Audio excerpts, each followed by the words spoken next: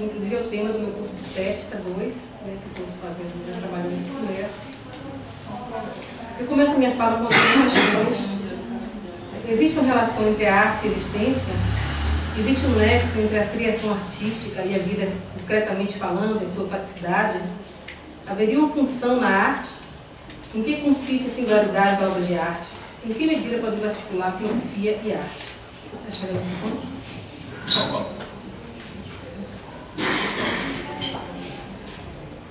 Segundo Pairson, segundo Pairson, a arte, a despeito de qualquer função,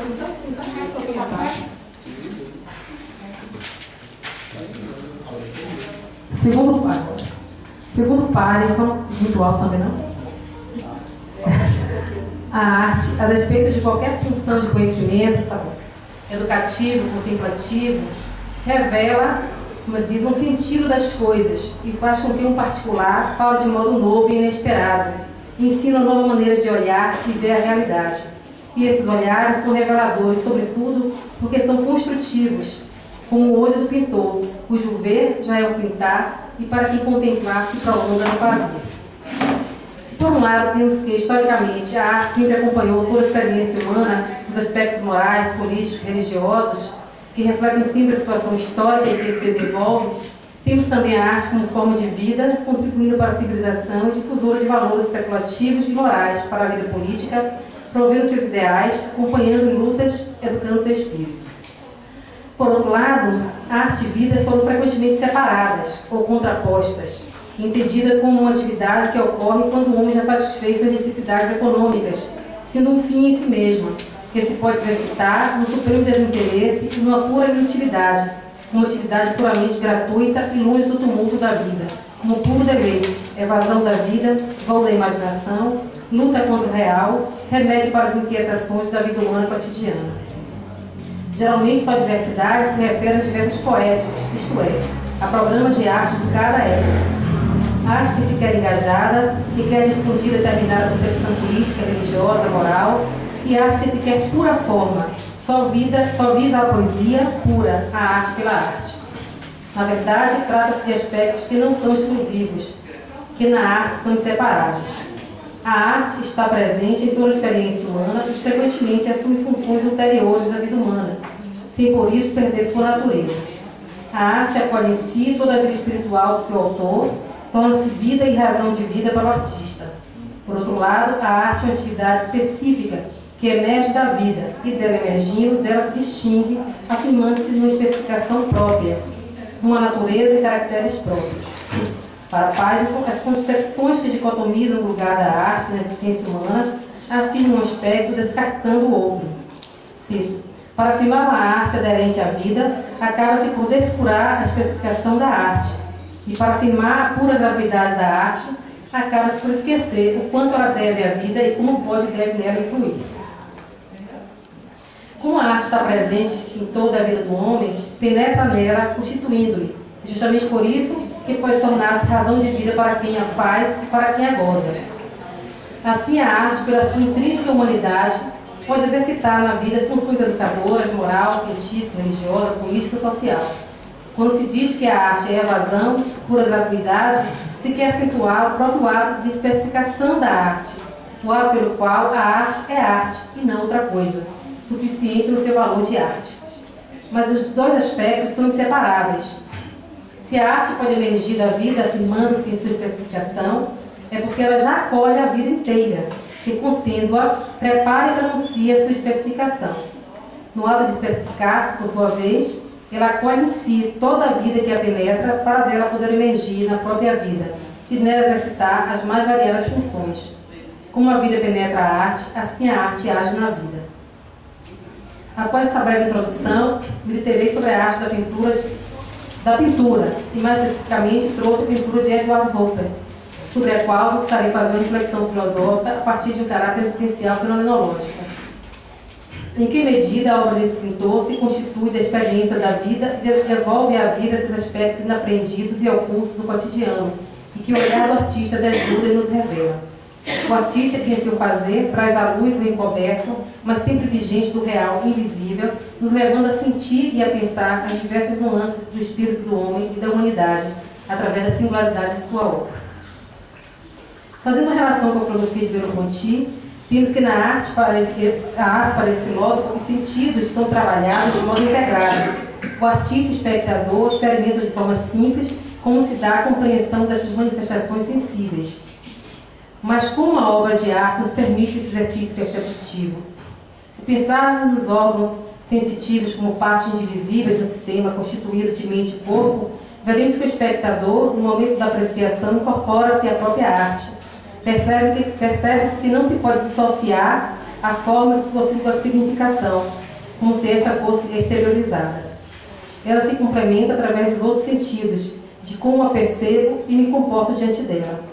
Dessa forma, perceber a arte é desvelar os segredos dos sentidos da própria realidade. Esta conexão do espectador com o objeto artístico faz com que a arte, ainda que reproduza o mundo à sua semelhança, não seja a explicitação de um ser prévio, a concepção de uma pré-existência, mas sim a fundamentação do ser. Na pintura e fotografia, apesar da referência à coisa natural, o artista não cria o mundo tal como ele é. Ele transfigura a arte em uma coisa em si. A partir do momento da criação, a obra se desrealiza. Do contrário, seria apenas um retrato da vacuidade de um objeto qualquer. O artista delineia suas ideias antes mesmo do momento que antecede a criação, o que não significa que isso ocorra no plano abstrato e à parte do campo sensível.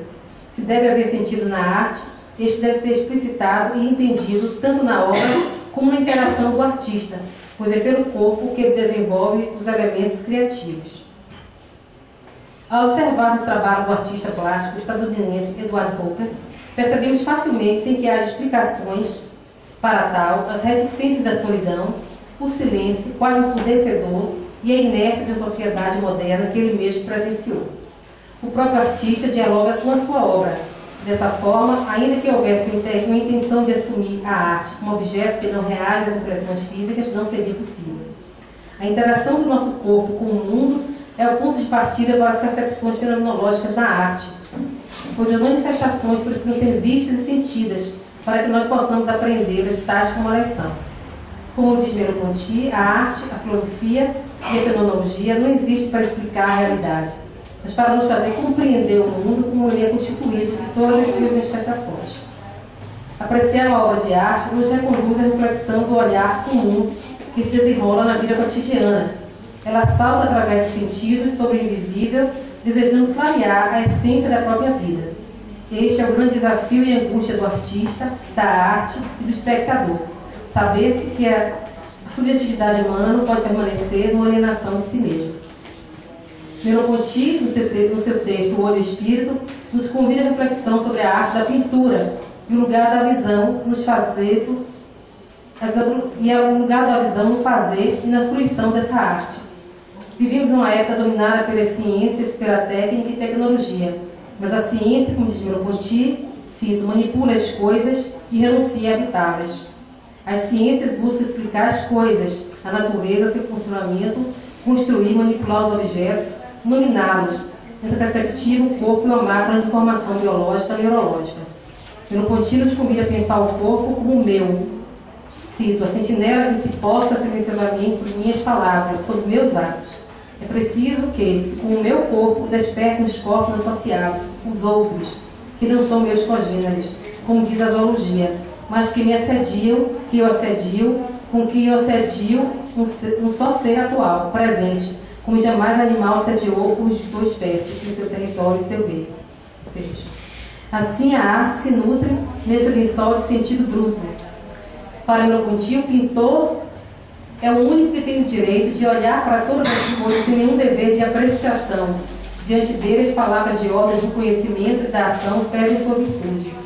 O pintor está aí, forte ou fraco, na vida, sem outra técnica a não ser aquecer os olhos e suas mãos, à força de ver, à força de pintar, obstinado em tirar desse mundo onde soam os escândalos e as glórias da história, telas que quase nada acrescentarão às cóleras nem às esperanças dos homens, que ninguém morreu. Fecho. Para este filósofo, todos os problemas da pintura ilustram o enigma do corpo e ela o justifica, isto porque as coisas em meu corpo são feitas do mesmo estofo. Ele diz, qualidade, luz, cor, profundidade, que estão aí diante de nós, aí só estão, porque despertam um eco em nosso corpo, porque este lhes faz acolhida. O corpo e a alma são expressões diferentes do mesmo evento que somos nós. É nessa perspectiva que o olho do pintor vê o mundo e o que falta ao mundo para ser quadro e o que falta ao quadro para ser ele mesmo. E na palheta a cor que o quadro aguarda. Veja. Há, digamos que, um olhar interior como que um terceiro olho que vê os quadros e mesmo as imagens mentais. Assim, quando olhamos um quadro, não vemos apenas o objeto ali exposto. Vemos mais, o melhor, vemos além dele, junto com ele. Como diz Merleau-Ponty, achar-me-ia em grande dificuldade para dizer onde está o quadro que eu olho. Porque ao olhar um quadro, não olho como se olha uma coisa qualquer. Não fixe em seu lugar. Meu olhar, como o meu olho, que diz o meu ser, vejo significando, sentindo. Assim, cito Merleau-Ponty, meu olhar vagueia como nos nimbos do ser, e eu vejo, segundo ele, ou com ele, mais do que vejo. Assim, eu os convido para esse olhar humano, esse olhar ser corporal, vermos, pensarmos, sentirmos a pintura de Edward Hopper. Edward Hopper, nascido no estado de Nova York em 1882, falecido em 1967, foi um pintor, artista gráfico e ilustrador conhecido por suas misteriosas pinturas de representações realistas da solidão da contemporaneidade. Tanto em cenários urbanos como rurais, as suas pinturas refletem sua visão pessoal da vida moderna americana. A Primeira Guerra Mundial, a Grande Depressão Americana de 29 e a Segunda Grande Guerra foram vividos por Edward Hopper, influenciando grande parte da sua obra. A obra de Hopper reflete sua visão realista do que se esconde no interior do cotidiano de muitos, solidão e melancolia.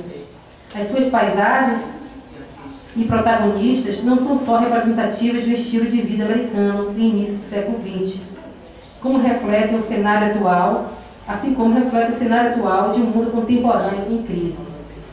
São cenários urbanos e também rurais, onde reina a descrença nas pessoas, na cidade, na perspectiva de uma vida melhor, onde o pessimismo se instala no cotidiano. Edward Hopper inspirou-se nas juventudes perdidas na guerra, nos escravos da época e nos empregos perdidos aos milhares. Seu estilo de linhas finas e cuidadas, acompanhadas de formas largas e de uma iluminação invulgar, consegue captar exatamente o que pretendia: o vazio, a solidão, a imobilidade estática que aprisiona as emoções e as vidas dos personagens. Hopper pintava paisagens mudas, a maioria delas mudas até mesmo de qualquer natureza. Esta, quando presente, é mera coadjuvante de uma casa sem gente, perdida na multidão de muitos nadas. Ou então, vê-se um casal, uma mulher, um homem, sempre poucas pessoas, invariavelmente alheias a qualquer foco de atenção, flagrados no desvão da história ou de suas respectivas lendas pessoais.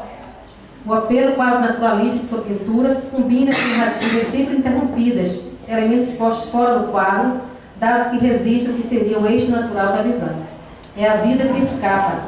Todos nós pedintes de algum afeto, de alguma atenção, tentando magnificar o prosaico, o cotidiano, emprestar alguma solenidade àquilo que no fundo sabemos destinho de importância. Janelas são onipresentes nos desenhos de Hopper.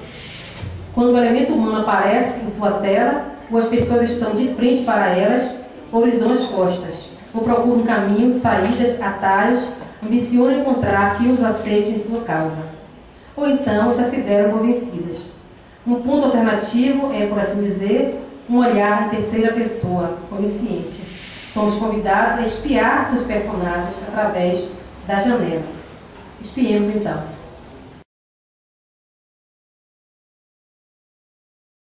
Esse quadro aí se casa junto da minha férrea de 1925. Uma mansão isolada, sem ninguém por perto, mesmo em frente a um caminho de ferro.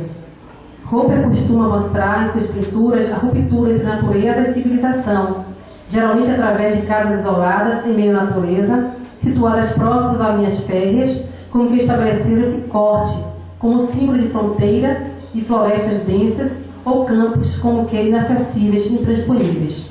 Nesse quadro, parece que a casa é construída antes da linha férrea. Sugere uma ordem arquitetônica anterior à industrial e que parece totalmente perdida no ambiente que se insere, como uma cidade fantasma. Ela ultrapassada pela história devido à sua localização na superfície sem árvores. As janelas pensadas para darem à vista uma natureza livre dão de frente para a linha férrea. Suas torres vermelhas, em contraste com o cinza azulado da casa, simbolizam o vazio de algo perdido, o fato das casas estarem ligadas à vida e às pessoas.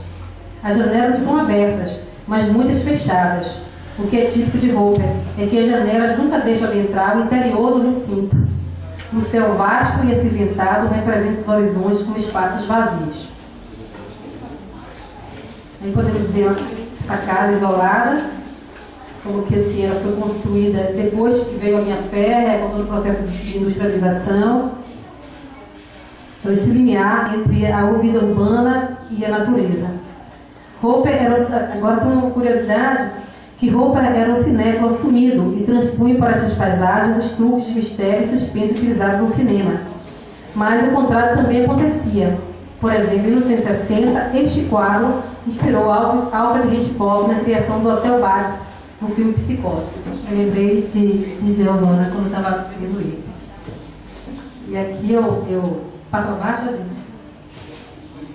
Aqui é a casa utilizada para o Hotel Bates para o filme Psicose, que foi inspirada na pintura de Edward Hopper, casa ao lado da ferrovia.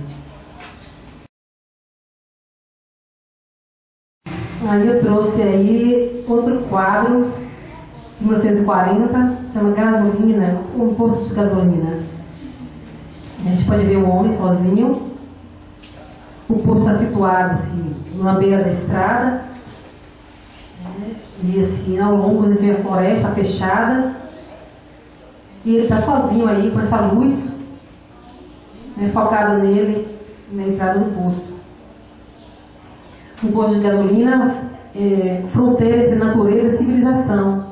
Crepúsculo e escuridão, luz, sombra, noite e a floresta, ícones da solidão, que envolve um ar de mistério. Refúgio de muitos solitários, refúgio na noite ou contra a solidão da noite, onde as pessoas se asilam no anonimato e na impessoalidade e transitoriedade. Pequeno posto envolvido em intenso silêncio que não parece pertencer nem à cidade nem ao campo. Então, quando eu estava lendo sobre esse quadro, deixa eu comentar que os postos de gasolina eram muito utilizados como refúgio para passar a noite, pessoas se encontrarem, beberem, de passagem, sem nada pessoal, são espaços impessoais, que mostram a solidão das pessoas e a solidão desses espaços. E muito silêncio, a gente percebe muito silêncio nesse quadro de Hopper. É vazio, silêncio. Você não vê carros aí botando gasolina, tá aí sozinho. E a floresta densa, fechada atrás. Mais uma vez marcando o limite de natureza e civilização.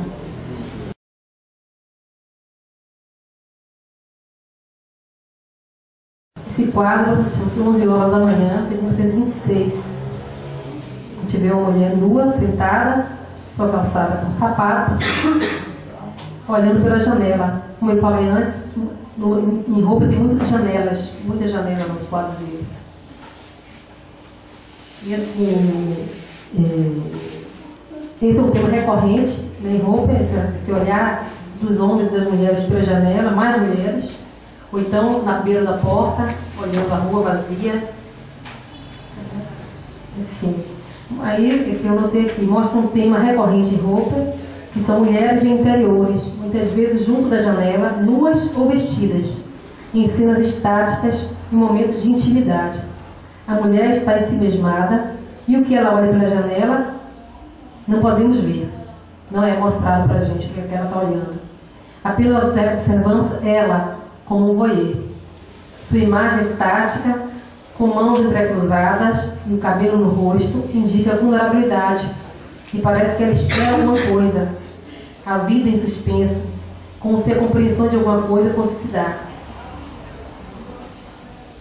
Sua nudez em nada tende a apelo sexual, indica mais tristeza e tédio do que sexualidade.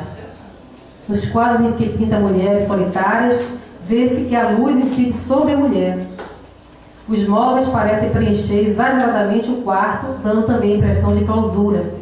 Você vê muitos móveis em redor e ela é confinada no canto da janela. Né? Podemos perceber que existe uma tensão na narrativa e que a sensação de tristeza e melancolia, a luz do sol lá fora, parece não ser capaz de mudar. Lá fora, como dentro, anuncia-se o silêncio evocativo de perda e solidão.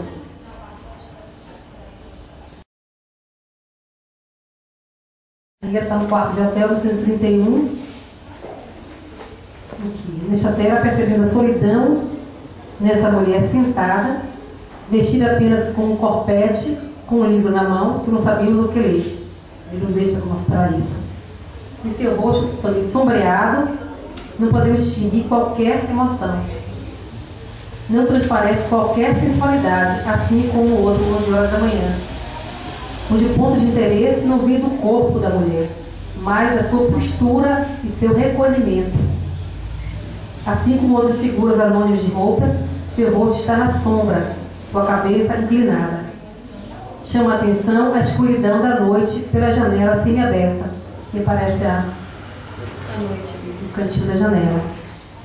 Semi-aberta. E um amontoado de coisas no quarto, dando também a sensação de claustrofobia. Malas, poltrona, armário. Nos quadros de roupa, há sempre uma mulher, menos frequentemente um homem, sentado à janela ou na porta de uma casa, subtraída do mundo, envolta por uma estranheza. Se a mulher não está à janela, nesse caso, é por um completo isolamento. Além da janela está a noite, uma espantosa solidão. Eu vou dar uma parada aí e vou ler um pouquinho mais sobre Hopper. Edward Hopper, artista americano, retratou com muita realidade a solidão dos Estados Unidos do início do século XX. A solidão, o vazio e a perda de sentido do novo homem urbano parece aprisionada no tempo pelo pincel de Hopper.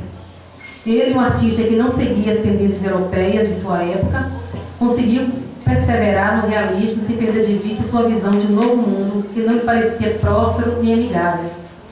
As cenas parecem paisagens caladas da vida de cada um. No período entre guerras, os Estados Unidos, no início do século XX, se transformava rapidamente com a industrialização. As cidades mudavam, a vida mudava, as pessoas aprendiam a viver de modo urbano. Hopper observou as cores e figuras das noites e dias solitários e vazios dos americanos desta época. Realista, ele se preocupava em retratar fielmente uma cena. E é isso que vemos em suas obras, uma cena. Sem diálogo, sem movimento, uma cena solitária e cheia de sentido. O isolamento de cada indivíduo, preso em si mesmo, se reflete nas paredes sóbrias, sem vida, que apenas compõem o cenário, rebatendo a luz, produzindo sombra. O ambiente é vazio, um foco de luz, uma pessoa sozinha, às vezes triste, e uma sensação de pausa no tempo. Justo no momento mais vazio de acontecimento. Vazio, solidão, apenas estar ali, existir, deixar a vida parar por um instante, para pensar no vazio da vida urbana. Não há romance, sorrisos, um antes ou depois. Viver é parar no tempo da solidão. Ser urbano é ser só. Não seria estar só. Mas o estado de estar imortalizado para sempre. O que fica é a solidão de cada um, numa cor capaz de satisfazer a consciência de sermos seres para a solidão. Não há ninguém. Mesmo que compartilhe da mesma mesa de bar, cada um vive sua vida, ninguém compartilha. Na vida industrial não há lugar para trocas. Nas cenas com mais de um indivíduo, a solidão parece ainda maior. O foco de luz que desvirtua o olhar do homem nas sombras nos lembra quantos homens nas sombras que esquecemos de notar. Apenas não notamos. Notamos apenas nosso sentimento de vazio, mas não conseguimos compreender o vazio dos outros. A solidão não pode ser compartilhada nem sentida, apenas vivida em conjunto, assim mesmo, sem entender. Um prédio vazio, uma rua sem ninguém, mas eu sei que há pessoas ali, que não estou sozinho na cidade. A sensação é estranha. O estranho geralmente faz mal, assombra, perturba. O estranho é uma pessoa, um vizinho, um companheiro, nós mesmos. Estranho constitui a vida urbana, ninguém conhece ninguém, ou apenas sinto que não há ninguém. Pelo menos ninguém que nos compreenda, ou que nos complete. Estamos sós. A vida é um monólogo sem espectador, mas há um olhar. O convite é para ele prestar atenção, sentar, olhar e sentir junto. O máximo que se pode fazer em um momento como esse, de solidão, é sentir junto. Silêncio, tem alguém sentindo. Parece que Roper sussurra o silêncio na surdez de nossos ouvidos. E entendemos, pois também, somos urbanos de vida. Roper, que morreu quase esquecido pelo mundo da arte em 67, retratou sem infidelidade a vida urbana dos Estados Unidos no início do século. Sem novas abordagens artísticas, abusou da profundidade realística para traduzir a angústia do homem contemporâneo. Mas a realidade havia sido transformada em fúria. O mundo mudou e as pessoas aprenderam a conviver com a solidão. A solidão virou consumo das massas, com muita ironia. Após a arte romper muitos limites, ainda há um quê de não sei o quê, que ainda perturba o homem pós-urbanização. A solidão ainda silencia as almas mais alegres. O vazio que não se preenche permanentemente é encontrado em cada vitrine de inspiração. Roper ainda nos faz olhar e calar. Suas cenas cinematográficas nos conduzem para o voyeur que habita em cada um de nós. Não somos reconhecidos, mas reconhecemos. Estamos ali mesmo sem estar, num edifício vazio, fora do foco de luz, ou mesmo olhando para uma janela que mais esconde do que mostra. Somos indiscretos nós mesmos diante de Roper e sua realidade solitária.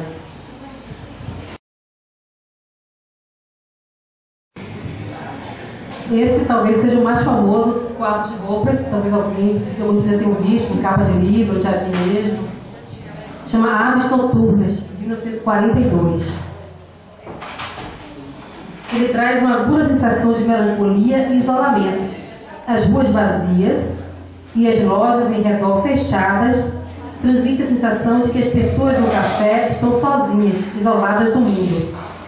Em volta do balcão da cafeteria, os clientes parecem, apesar da proximidade física, isolados em suas preocupações, incomunicáveis. Um homem que ali a tudo está de costa, e o casal que está aí parece não estar interagindo, estão olhando para frente, e um homem que está de costa para o observador e o atendente que olha para fora. Não há comunicação, não há comunicabilidade.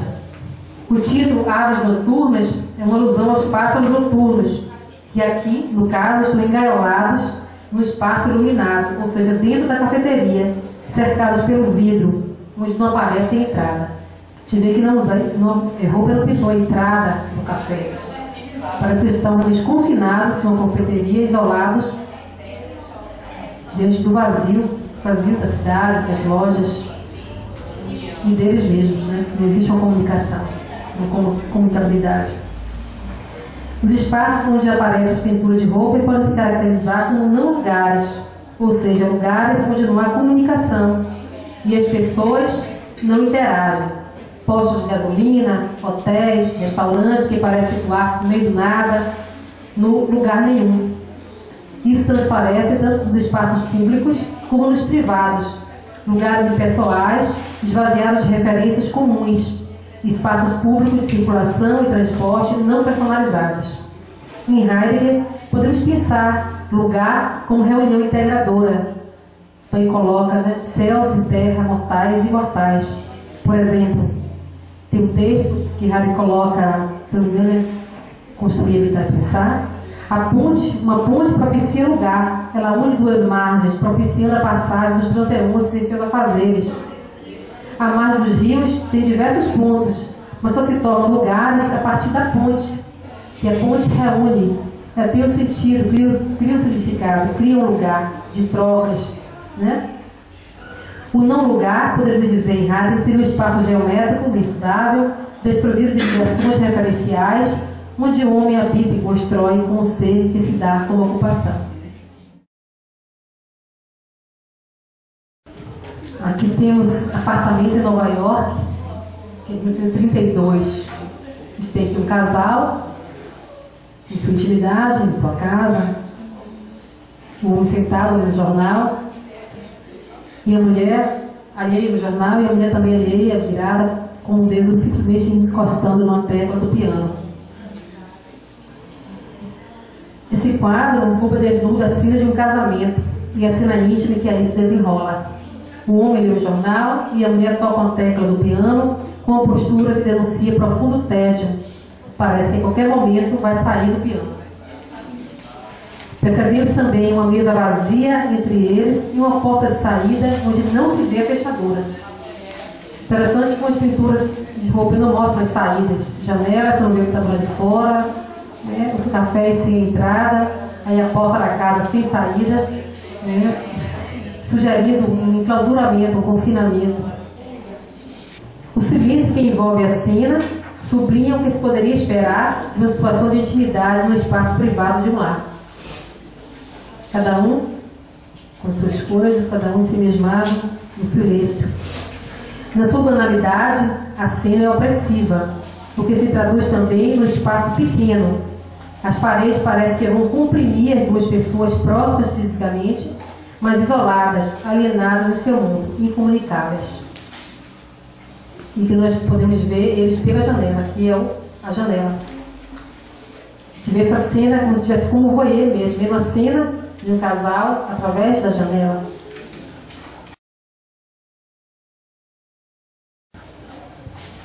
Excursões filosóficas, foi de 1959. Uma expressão do homem. Mas mais uma vez a janela, para fora.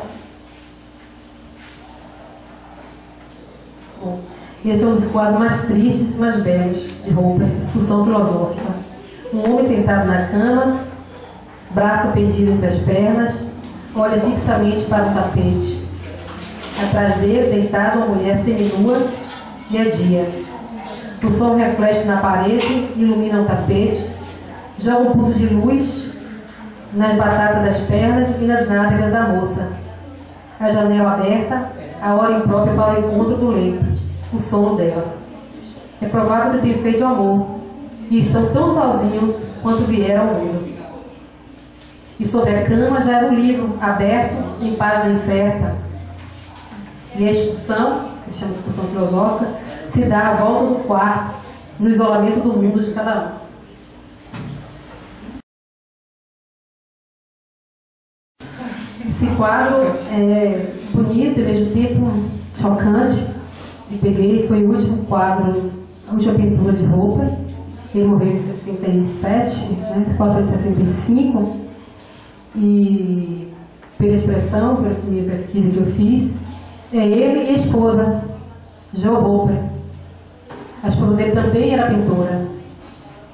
Você vê que nesse quadro, né, que chama Dois Comediantes, foi o último quadro de Roper, parece retratar o final de uma cena, está agradecendo ao público, né, o final de uma cena de teatro. São dois palhaços no palco que se despedem dos espectadores. É um autorretrato onde está com a mulher, Jo Roper, que também era pintora. A vida, a gente sugere que, né, mas como toda a pintura dele mostravam cenas, captavam cenas e colocava o observador como um voyeur dessas cenas, aí é como se fosse assim, a vida como teatro. Né? Ele está se despedindo da vida, que o último quadro, 2 anos depois ele faleceu.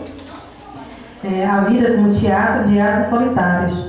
O fundo escuro, não se vê, né, nenhuma cortina, nenhum cenário, e também não se vê a plateia.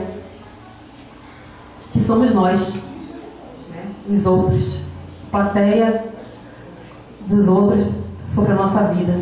Aí um adeus, uma despedida do teatro da vida. O silêncio nas pinturas de Hopper é metáfora de espaços esvaziados de sentido, de um mundo em suspenso no nada. Espaços de solidão e incomunicabilidade, estranhos no ambiente de intimidade e nos locais onde se privilegiam as relações partilhadas. Parecem incapazes na relação um com o outro e com o medo de produzir sentido para a sua existência. Muitos homens e mulheres à beira da janela ou da porta, como se estivessem à beira da vida, transitando entre familiar e estranho. Tão grande quanto o vazio do mundo exterior é o espaço da intimidade e as solidões que aí vigoram, parece se equivaler. Tanto as solidões do espaço exterior como as solidões dos espaços internos, de intimidade. As casas são também, por assim dizer, não casas, não lugares, pela ausência de troca de afetos, de experiências, do compartilhamento das dores, falta da fala, né?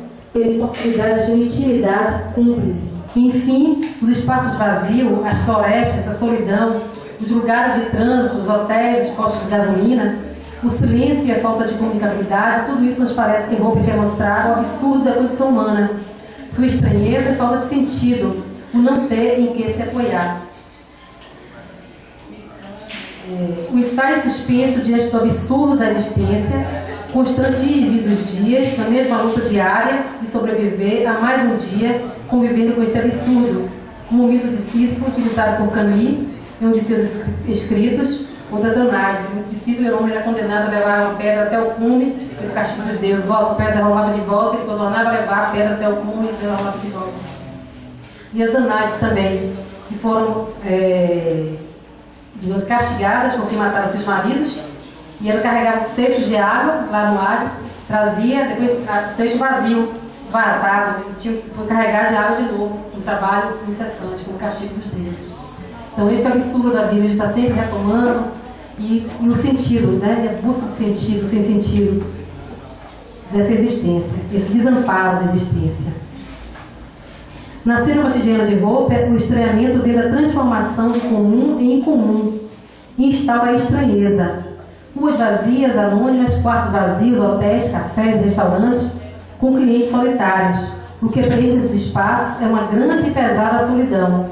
As imagens de não pertencimento, de isolamento, de não lugares nas telas de Hopper revelam o estrangeiro. Nossa simpatia por eles vem da nossa compreensão de nossas incoerências e abismos.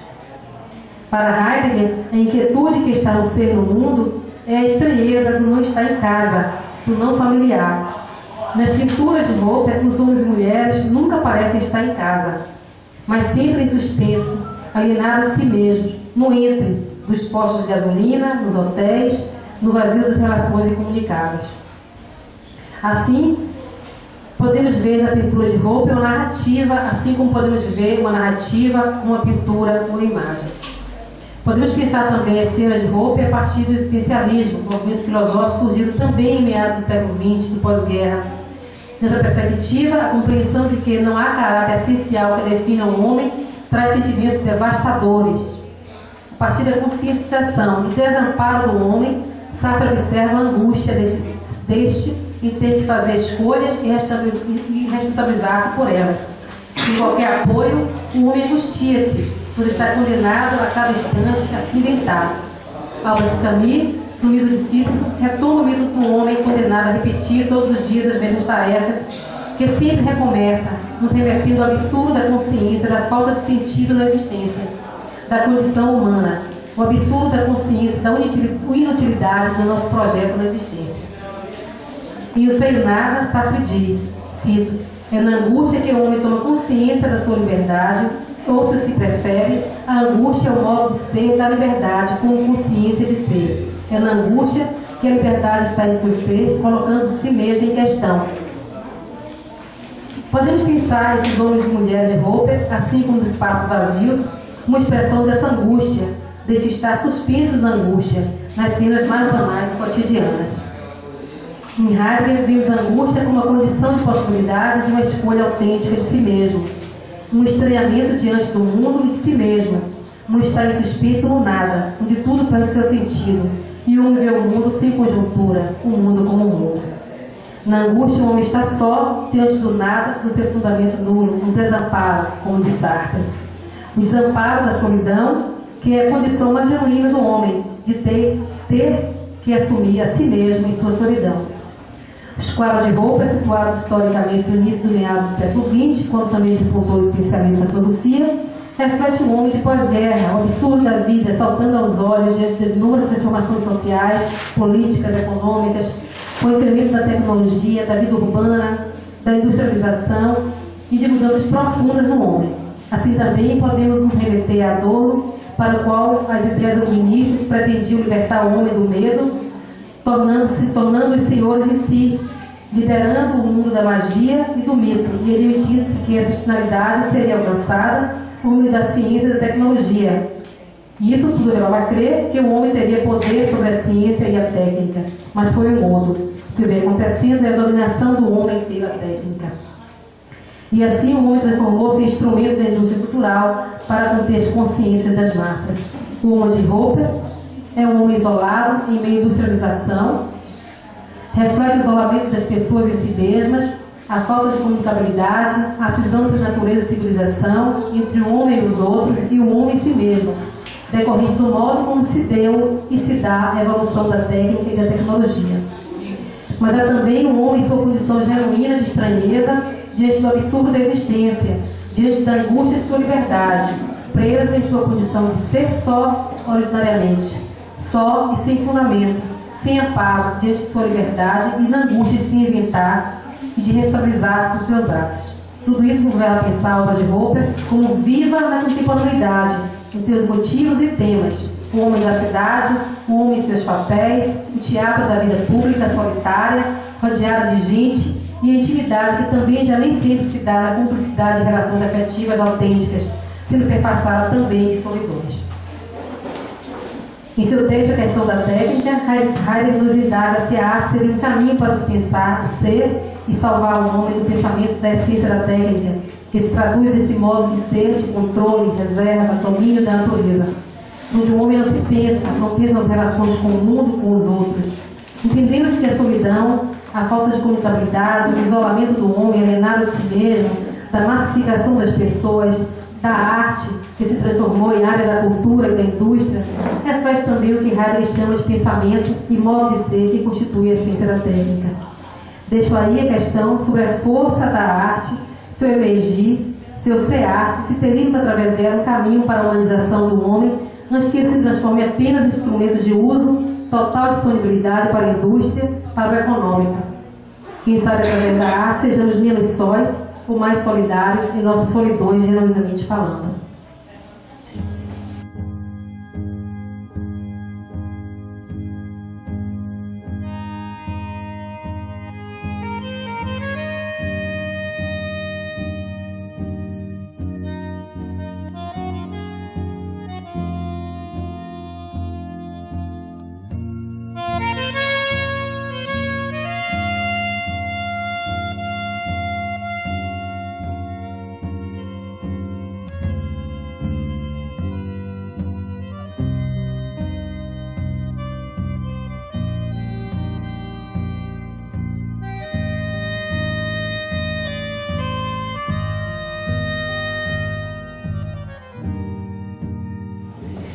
Ok.